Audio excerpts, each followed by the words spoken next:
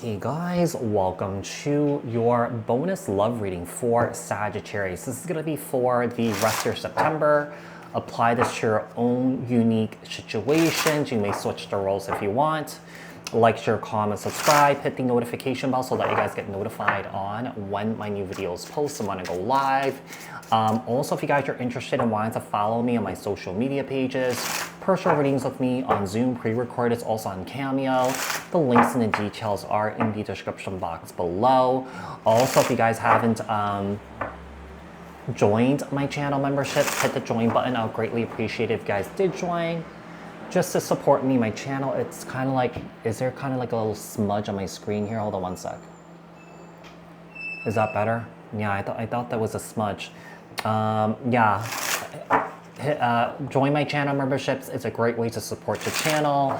If you guys didn't know, I am doing another giveaway where I'm giving away 2 free 30-minute personal readings with me on Zoom, or you could do the pre-record option. All the details to enter the giveaway is in the description box below. I will announce the winners on September 30th on the community tab on my YouTube channel. And what else? I am running a sale on all my personal readings for 40% off for the rest of September. The code to redeem is in the description box below. I will announce the winners. Oh no, the code does expire on September 30th, okay?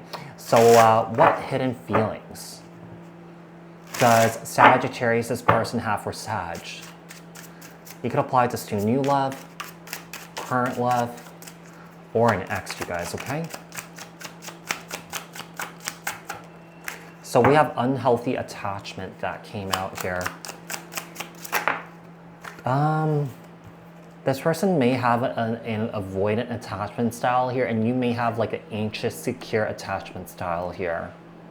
It says unhealthy attachment. There is so much I want to tell you. I wish I could fix things between us.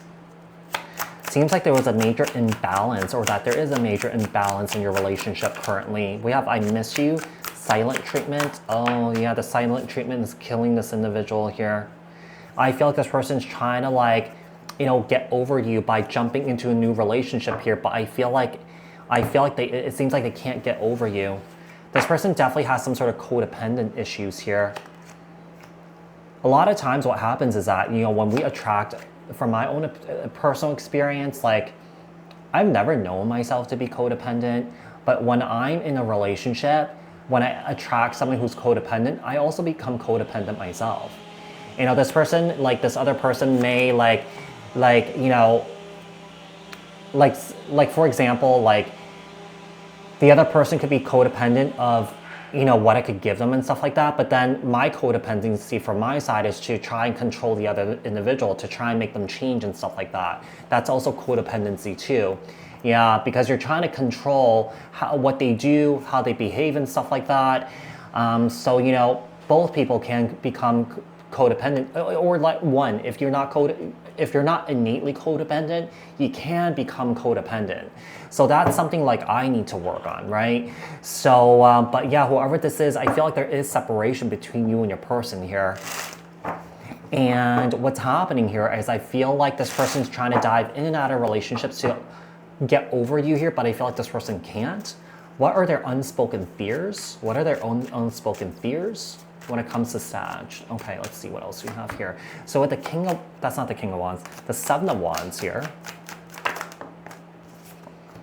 The King of Pentacles, this person that you're dealing with here, maybe someone who was very defensive here, okay? Yeah, you see, I feel like this person's defensive. So Sagittarius, I feel like this person can't handle the truth, okay? This person cannot handle the truth of maybe their unhealthy attachment style. Like maybe this person needs you more than you need them.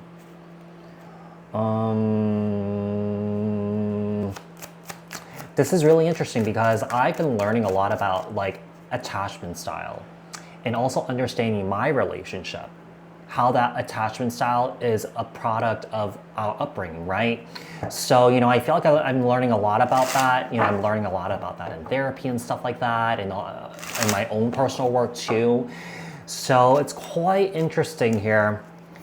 You know, That's the thing about our healing journey. Sometimes, you know, even though we go through our healing journey thinking that, hey, we're in a good place, we're doing well, things pop up. And this is not the first time it's popped up for me. Like, this has popped up for me like other times too. And just watching my parents, you know, how they operate, you know, I feel, well, that's, I feel confident that I picked it up from them. Yeah. So it's kind of like it's a matter of breaking that like unhealthy cycle of codependency. So we have the Seven of Swords, we have the Eight of Cups, we have the Hierophant here, and also the Nine of Pentacles. I feel like that Nine of Pentacles is you. Virgo energy, pre-Empress energy here. One of the things I'm getting here is I feel like this masculine here could be learning a lot from you here, because perhaps you do have a lot of spiritual knowledge, you do have a lot of spiritual wisdom here, and you could be spreading it around and trying to help others here, perhaps specifically trying to help this individual. But, you know, one of the things that you have to learn also, Sagittarius, is that you can't help someone that's not willing to help themselves, right? So they have to come to that realization on their own here. You know, if they ask for help, that's when you help, right? Because if you're helping them and they're not asking for it, it's sort of like a breach of boundaries, okay? So let's see what else we have here. What are their unspoken fears towards Sag? What are their unspoken fears towards Sagittarius? With the King of Wands. Strong fire energy showing up here. Could be another fire sign that could be dealing with here. This person may be grounded by some sort of earth energy. Okay, so with the Three of Swords, we have the Knight of Cups here. What are their suppressed desires here? Seems like they're missing you a lot here. With the Nine of Wands here and the Six of Cups. I do believe that this person is running around with a lot of pain and a lot of suffering here. Okay. I'm going to kind of go ahead and say that this person may rely on a lot of outside circumstances here for them to feel good about themselves, to feel satisfied in life. But obviously you have to have your own foundation here too, right? You have to be independent from, you know, outside circumstances, you know, whether it's other people or substances or something like that that make you feel good. It's not coming from you. It's not coming from your higher self, because you're relying on something else, right?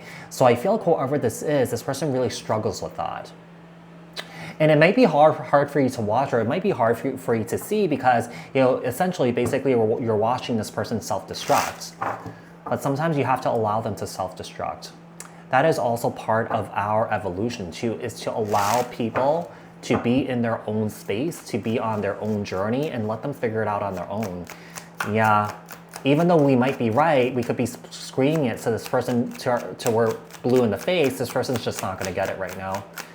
What truths are they withholding? With the Four of Pentacles. Okay, so we have the Four of Pentacles, we have the Eight of Swords here, we also have the Death card. This person, this is really interesting. This person really worries about their mortality here. I don't know why I'm getting that. This person feels like they're going to pass young. It's almost like I feel like this person wants to do everything in life right now.